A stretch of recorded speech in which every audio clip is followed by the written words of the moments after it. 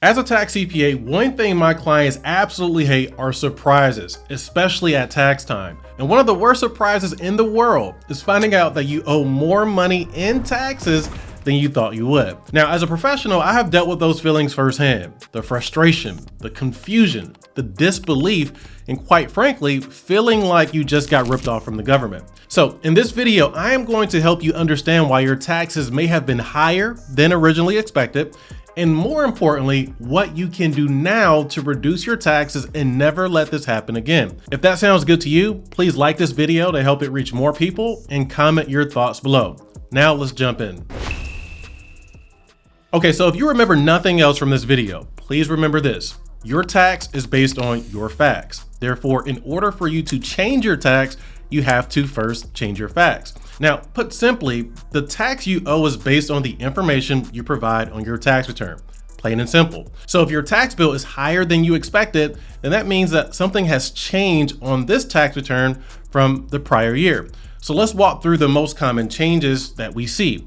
Like number one, changes in your income. Income tax, as you know, is a tax based on your income, which means if you earn more income, you are going to pay more income tax. But that's not it. Not only do you pay more income tax, but you also pay higher tax rates as you earn more income, which many people fail to account for. For example, a single taxpayer would only pay a 10% tax rate on their first $12,000 of income, then 12% on the next $40,000 or so in income, and then 22% tax on the next batch of income, and so on. And this continues all the way up to 37%. And that is what surprises many people. They expect to pay the same rate of taxes without realizing that their tax rate is also increasing as their income rises. Just imagine having a pie, and one slice of that pie costs you 10% of your income, and another slice of the same pie costs you 32% of your income. That second slice of pie is 3 times more expensive, even though it's the same pie. That is basically how income tax works, and also why your tax bill may be more expensive than you originally expected. And to avoid those expensive taxes in the future, be sure to project your income before the tax year ends so you know exactly what your tax rate will be and how much you could owe. And once you get a general idea of how much taxes you may actually be facing, you can start creating a plan to reduce that tax by taking advantage of many different tax strategies. Now let's move on to number 2, missing tax deductions. So when you already owe money in taxes, missing key tax deductions will make you owe even more money. And that is because tax deductions directly reduce the income that you report on your tax return.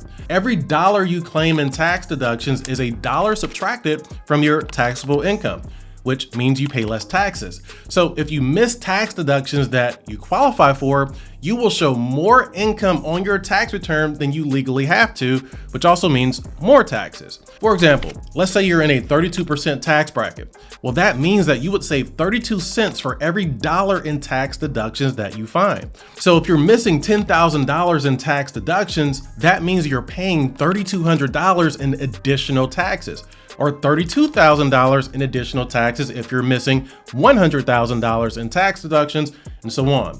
And literally 90% of the clients I work with are missing tax deductions before working with our CPA firm. I see individuals miss easy deductions for their retirement plans, HSA plans, and even things like their student loan interest, their mortgage interest, medical expenses, and so much more. Then I see many business owners miss simple deductions all the time, like the 20% QBI deduction, or just writing off the business use of everyday expenses they already have, like their home office expenses, car expenses, travel, meals, and more.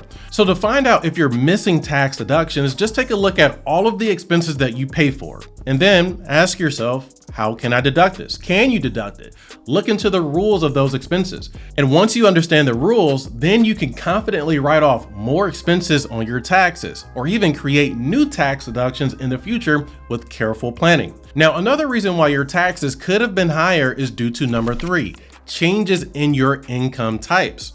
So not only can your tax rise based on how much income you earn, but it can also rise based on the type of income you earn as well. For example, if you own a business or run a side gig, you may be subject to a 15.3% additional self-employment tax on 1099 or business income you earn. Or maybe you're just a W-2 earner with money sitting around in a high yield savings account.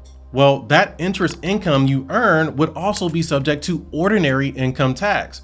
And the list goes on based on the type of income you earn. There are tax implications for short-term investments, dividends, rental investments, and many other types of income that may be reported on your tax return and affecting your tax bill. For some people, these income sources may unexpectedly increase the income reported on their tax return and even subject you to additional taxes if you are not careful. So to avoid this, just make sure that you know exactly what you are invested in, how it is taxed, and ways to structure those sources of income in the most tax efficient manner. The IRS gives us multiple ways to change how our income is taxed for tax purposes. Businesses can elect S corporation or C corporation status. Stock market investors may qualify for trader status. Real estate investors may qualify for their real estate professional status. Plus, you can also use tax sheltered accounts that generate income without triggering taxes, like retirement plans, HSA plans, and many other types of accounts. But it all starts with understanding the current characterization of your income and choosing methods to have it taxed differently that in turn reduce your tax burden at the same time. Now let's move on to number 4, lack of tax withholdings or estimated tax payments. So for some people, it may feel like you're paying more money in taxes when you're actually not due to a lack of tax withholdings. So if you do not withhold enough taxes throughout the tax year or make estimated tax payments, then you would have to pay the remaining balance of taxes owed when you file your taxes. So let's look at a simple example. Let's say you earned $20,000 in W-2 wages, withheld $4,000 in taxes from your paychecks throughout the year, and only owed $3,000 in taxes when you filed your return. Therefore, you would get a $1,000 tax refund. But on the other hand, let's say you earned the same $20,000 in income, but this time it's rental or business income, and therefore you withheld $0 from your payments and made 0 estimated tax payments. Well, you may owe the same $3,000 in taxes, but now you have to pay this all at once because you did not withhold enough taxes,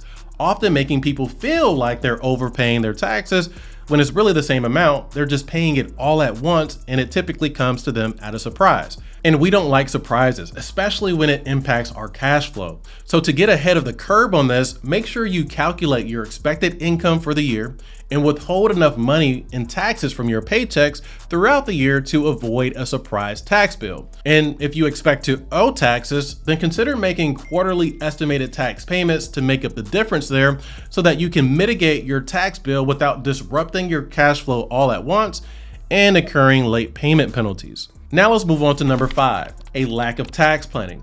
Every change we've discussed so far can all be resolved with proper tax planning. Simply estimating your income for the year in advance and understanding your taxes in advance will allow you to reduce your tax liability in advance. If you want to reduce your taxes, there is almost always something you can do. You just have to do it before the year actually ends, which most people actually do not. That might include deferring your income, shifting your income, changing how your income is taxed, or making investments into things that help you build wealth while reducing your taxes at the same time, like rental properties, small business ventures, oil and gas investments, and so on. Figuring out how to reduce your taxes is something that can immediately put more money back into your pockets, which you can turn around and use to build more wealth. And if you want to learn more about that for free, just make sure you are subscribed to our channel. And if you need immediate assistance, just go to mycpacoach.com and apply to work with my CPA firm today. Thank you.